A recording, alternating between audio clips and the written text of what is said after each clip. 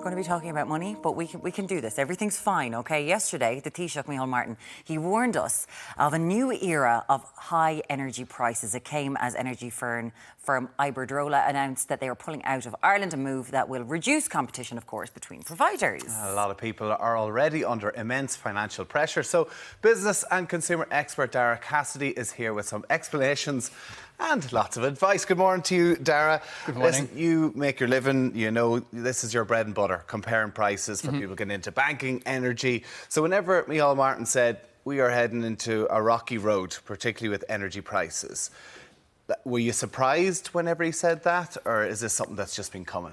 No, it's been coming. It was nice to see him be honest, because to be honest, I think this energy crisis has been brewing for about the past 2 years. COVID started it created a lot of supply chain bottlenecks, that increased prices. But I think the government took a while to acknowledge that it was actually happening. So in many ways, it's nice to see the Taoiseach actually acknowledge it, admit it, and try to, I suppose, forewarn people that the next few years aren't going to be easy. With an energy supplier moving out of the Irish market, is that going to have an effect, a huge effect on people, or were we oversupplied anyway? I think we're oversupplied anyway. I mean, the electricity market is a little bit technical, but a lot of the time, usually if there's more suppliers, it'll bring prices down. Yeah. But in Ireland, the reason why we have such high electricity prices, because our prices are about the fourth most expensive in the EU. They're around 26% above the EU average. But actually, when you look at, or when you strip out the effects of taxation, our prices are by far the most expensive. So generating electricity in Ireland is really, really expensive for various reasons. Can we get into those reasons? Yeah. Because an awful lot of the time, it's just we're an island nation. Yeah. Tough. We get that when there's a gig going on and the tickets are double the price of what they are in the UK. Yeah. Also an island, or Britain, an island nation. So is that it? Or are there just super inflated profits here? No, well, I suppose if you look at the main reasons, part of it is that we're an island nation, but also we don't have a huge indigenous supply of our own fuels. So we've no coal, we've no oil, we don't have a huge amount of gas. All of that needs to be imported. So we're very reliant on other countries for that. And then there's a cost, obviously, of getting it all here. We also have a really, really dispersed population. So there's a lot of one-off homes in Ireland. So when you're building the pylons, you're building the network, you're building the pipes to transport that electricity throughout the country, when you're then having to build those pylons just for a tiny village throughout the country, that really adds to some of the fixed costs. And those fixed costs usually add around 30% to people's bills. So before the supplier even takes anything, around 30% of your bill is going towards the actual upkeep of the grid, and that doesn't help either. We did see last year that, like, just one example, the ESB, that they are getting the highest profits they've ever had. The most profits they have ever had in history. They are, and there are, I suppose, questions to be asked there as to whether or not they have too much of an influence in the generation of power. We need to remember, though, is that the ESB and Electric Ireland are semi-state companies, so they do pay a dividend to the government, and then the government gets that money. So you could say that the government, should maybe be paying a little bit more that money out to people. I mean, that's really interesting. So the government takes some of that money back, so why they're not taxed maybe as much? Yeah, but I mean, just semi-state, so a dividend is paid out. I think recently Electric Ireland, or the ESB Networks, paid out a dividend of over 100 million. Now, obviously, there was that energy credit that got given out to people as well, so you could say the government was just paying back to people what people had already paid. That's fascinating.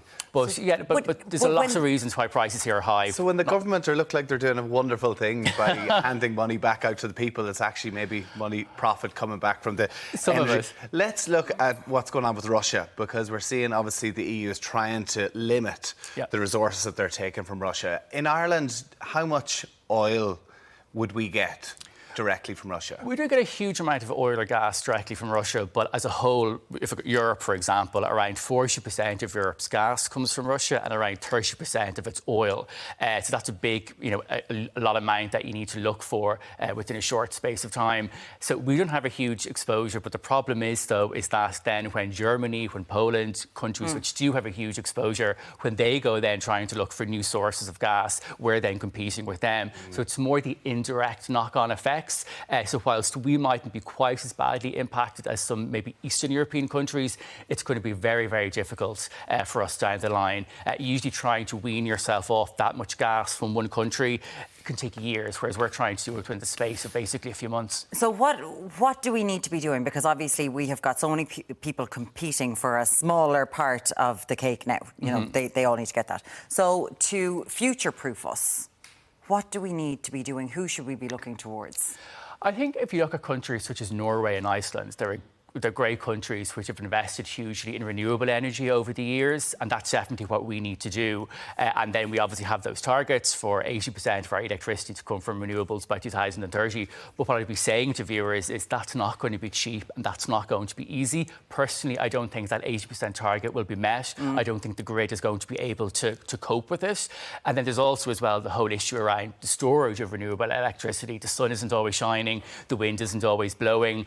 Storing electricity in huge batteries is really, really expensive, and the technology just isn't really quite there at the moment. So the transition towards renewable energy is going to be tough, but that is absolutely what we need to do. But it's about the upfront investment now and reap the dividends later. I mean, we're seeing the climate action bill, what we're trying to hit by 2030 and 2050 again, we have to be seen to be putting the money in now. And listen, we're an island. Yeah.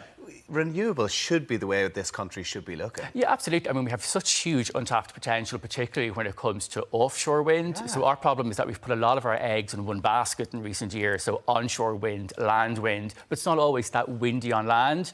But now at least we're investing more in solar, although obviously in Ireland, solar isn't really going to provide enough electricity. Why are they not going offshore then? Again, it's the technology, it's getting the licence. I just don't think the government will has been there. As with the housing crisis, you see when you try to build things, there's objections. Now, I think there is licences being granted at the moment, and certainly the Green Party is trying to push towards it. But it's, it's not going to be cheap. But I think offshore is definitely where we need to go. They are, but there's environmental impact studies that need to be done about what's going on. It can't just be lash them in there and we destroy our seas. And obviously then when we create all this energy, the data centres are going to take them all. So that's great. So I'm just wondering right now, if people are thinking about switching providers, one provider has left the market, is it worth it to look around? Absolutely.